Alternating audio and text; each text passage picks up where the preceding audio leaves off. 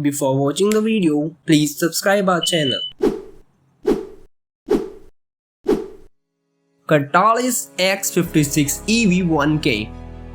It is an Indonesian variant and designed by Katalis Corporation. X56 run on a 1000 watt capacity motor supported by 48 volt battery. It takes 2 hours for full charge.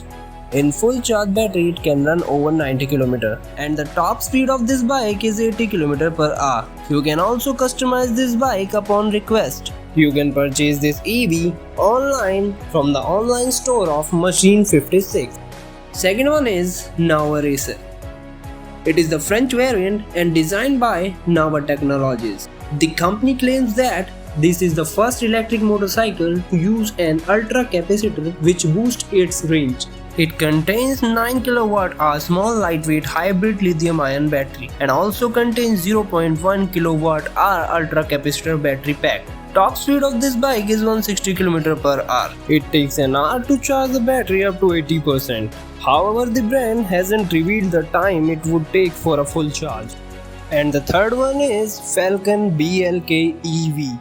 It is an American variant and designed by Cleveland Cycle Works. It contains 12 kW motor which provides this bike a sports mode with the top speed of 137 km per hour. This EV comes with a 52 volt Samsung 18650 battery cells which are rated for 2.3 kWh and upgradable to 2 packs of 4.6 kWh, and the range is 160 km after a full charge.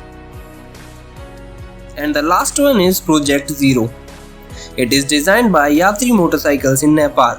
It contains digital display with 4G internet connectivity which can operated by both Android and iOS system, and also contains inbuilt anti-theft with onboard GPS. You can charge it fully in just 2 hours. Project Zero comes with 48 kW motor with 64 horsepower, and the range of this EV is 230 km on full charge. It comes with maintenance-free life.